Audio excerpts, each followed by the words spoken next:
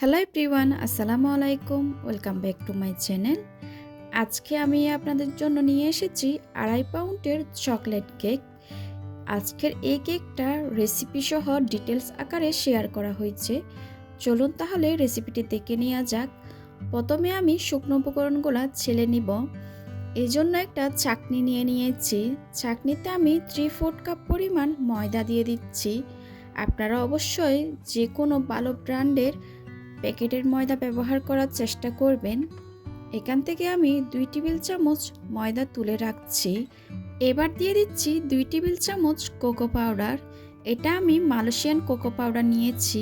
আপনারা অবশ্যই যে কোনো ভালো ব্র্যান্ডের কোকো পাউডারটা নিতে পারেন। এবার সব শুকনো উপকরণগুলো ছেলে নিব। শুকনো উপকরণগুলো ছেলে নেওয়া হয়ে গেলে 1 চিমটি পরিমাণ লবণ দিয়ে দিচ্ছি। 1.5 চা চামচ পরিমাণ বেকিং পাউডার দিয়ে দিলাম। এখানে আমি কোনো বেকিং সোডা ব্যবহার করছি না। আবারও আমি সব কিছু একটু ভালোভাবে ছেলে নিব। ছেলে নেওয়া হয়ে গেলে একটা হ্যান্ড হুইক্সের সাহায্যে শুকনো উপকরণগুলো মিশিয়ে নিয়ে এক পাশে ঢেকে রেখে দিব। অন্য একটা পাত্রে রুমের স্বাভাবিক তাপমাত্রায় 5টা ডিম নিয়ে নিয়েছি। এখানে আমি আস্ত দানা চিনি দিয়ে দিলাম। অল্প পরিমাণ চিনি দিয়ে আমি 1 থেকে 2 মিনিট বিট করে নিব। যখন চিনিটা খুব ভালোভাবে গলে যাবে, দ্বিতীয় ধাপে চিনি আমি অ্যাড করব। এখানে আমি 1 কাপ পরিমাণ চেয়ে একটু কম চিনি নিয়েছি। আপনারা চাইলে 1 কাপ পরিমাণ চিনি দিতে পারেন। আমার কাছে মনে হয় 1 কাপ পরিমাণ চিনি অতিরিক্ত মিষ্টি হয়ে যাবে। এই জন্য আমি এখানে 3/4 কাপ পরিমাণ চিনি অ্যাড করছি। সম্পূর্ণ চিনিটুকু যখন দিয়ে দেওয়া হয়ে যাবে, আবারও আমি বিট করে নিব 4 থেকে 5 মিনিট পর্যন্ত। অর্থাৎ চিনিটা যখন খুব ভালোভাবে গলে যাবে, আমি বিটারের কাঁটা অফ করে দিব। সম্পূর্ণ চিনিটা ভালোভাবে মিশে যাওয়ার পর আমি এই পর্যায়ে এসে 2 টেবিল চামচ রান্নার রেগুলার তেল দিয়ে দিচ্ছি। অবশ্যই আপনারা তেলটা ব্যবহার করার চেষ্টা করবেন। এবার দিয়ে দিচ্ছি 1/2 চা চামচ ভ্যানিলা এসেন্স। আপনারা চাইলে ভ্যানিলা এসেন্সের পরিবর্তে চকলেট ইমালশন বা এসেন্স দিতে পারেন 1/2 চা চামচ পরিমাণ। আবারও 10 সেকেন্ডের জন্য বিট করে নিচ্ছি। সব কিছু ভালোভাবে মিশে যাওয়ার পর বিটারটা সরিয়ে নিব। এই পর্যায়ে আমি আগে থেকে শুকনো উপকরণগুলো ছেলে রেখেছি, ওইগুলো আমি আবারও ছেলে একটু দিয়ে দিব। আপনারা অবশ্যই শুকনো উপকরণগুলো 2 থেকে 3 বার ছেলে দেওয়ার চেষ্টা করবেন। এবার একটা হ্যান্ড হুইক্সের সাহায্যে খুব ভালোভাবে আলতো হাতে ফোল্ড করে করে শুকনো উপকরণগুলো মিশিয়ে নিচ্ছি। সব শুকনো উপকরণ যখন মিশে যাবে, আমি দ্বিতীয় ধাপে শুকনো উপকরণগুলো দিয়ে দিব। এভাবে করে আমি 3 থেকে 4 বার শুকনো উপকরণগুলো মেশাবো। অনেকে বলে থাকেন কেকটা যখন বেক হওয়ার পর অনেক বেশি ফুলে গিয়ে ঠান্ডা হওয়ার পর আবার চুপসেও যায়। আপনারা অবশ্যই চেষ্টা করবেন এভাবে করে শুকনো উপকরণগুলো এক পাশ থেকে মিশাবেন। উল্টাপাল্টা করে মিশাতে গেলে আপনাদের কেকটা বেশি ফুলে গিয়ে আবার ধূপ করে বসেও যাবে। সব শুকনো উপকরণ দিয়ে দেওয়া হয়ে গেছে। এবার আমি একটা স্প্যাচুলার সাহায্যে আপনাদেরকে একটু দেখিয়ে দিচ্ছি ব্যাটারটা কীরকম হবে। এবার সম্পূর্ণ ব্যাটারটা 8 ইঞ্চি মোল্ডে ঢেলে আমি বেক করে নিয়েছি। আজকের কেকটা আমি ওভেনে বেক করি নাই, চুলায় বেক করেছি। ঠান্ডা হয়ে যাওয়ার পর আমি 2টা ভাগে স্লাইস করেও নিয়েছি।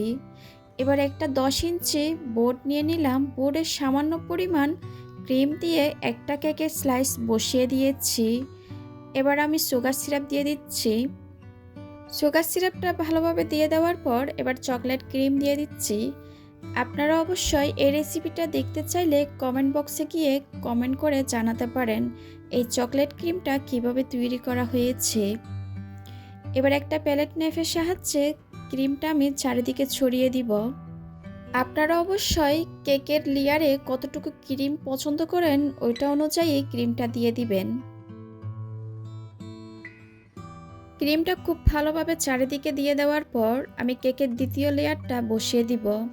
আমি সব সময় উপরের লেয়ারটা নিচে দিই আর নিচের লেয়ারটা উপরে দিই, এতে করে কেকটা খুব সমান হয়ে থাকে। আবারও আমি খুব ভালোভাবে সুগার সিরাপ দিয়ে দিব। এবার কেকটাকে আমি ক্রাম কোটিং করে নিচ্ছি। অবশ্যই আপনারা যারা নতুন কাজ করছেন তারা ক্রাম কোটিংটা করে নেবেন। এতে করে পরবর্তী যখন ক্রিম দিবেন কেকের ফিনিশিংটা খুব সুন্দর আসবে।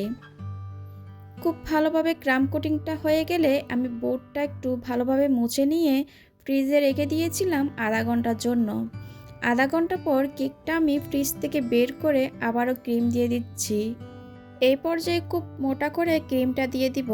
এতে করে পরবর্তী যখন কেকের ফিনিশিং আনবো খুব সুন্দর করে ফিনিশিংটা চলে আসবে। আপনারা অবশ্যই স্ক্রিনে দেখে বুঝতে পারছেন কাজটা কিভাবে করা হচ্ছে। এবার প্যালেট নাইফের সাহায্যে কেকটাকে আমি স্মুথ করে নিব। কেকের সাইডে স্মুথ একটা ফিনিশিং চলে আসলে প্যালেট নাইফের সাহায্যে আমি ওপরেও স্মুথ একটা ফিনিশিং দিয়ে দিচ্ছি। স্মুথ ফিনিশিংটা চলে আসলো। এবার সারা রাতের জন্য আমি ফ্রিজে রেখে দেব কেকটা ঠান্ডা হওয়ার জন্য।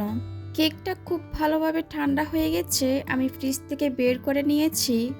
এর উপরে দিয়ে দিচ্ছি চকলেট গানাশ। আর এখানে আমি চকলেট নিয়েছি 200 গ্রাম আর 100 গ্রাম হুইপিং ক্রিম নিয়ে খুব ভালোভাবে মেল্ট করে নিয়েছি। চকলেটটা আমি অবশ্যই ঠান্ডা করে নিয়েছি। আপনারা গরম চকলেট কেকের উপর দিতে যাবেন না, এতে করে ক্রিমটা গলে যাবে। এই চকলেট গানাশটা দুধ দিয়েও করা যায়, কিন্তু অত একটা ভালো হবে না। এজন্য আপনারা চেষ্টা করবেন হুইপিং ক্রিম দিয়ে চকলেটটা মেল্ট করার জন্য।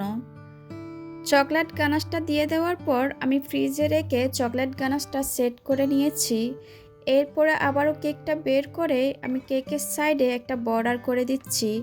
নজেলটার নাম আমি জানি না, এজন্য বলতে পারছি না। কিছুটা সুগার বল দিয়ে কেকটা আমি কমপ্লিট করেছি। এই চকলেট কেকটা খেতে কিন্তু অসম্ভব মজার হয়ে থাকে। আপনারা বাসায় একবার হলো ট্রাই করবেন। আশা করছি আমার আজকের এই রেসিপিটা আপনাদের ভালো লেগেছে। ভালো লাগলে প্লিজ আমার চ্যানেলটা সাবস্ক্রাইব করার অনুরোধ রইল। সবাই খুব ভালো থাকবেন। আল্লাহ হাফেজ।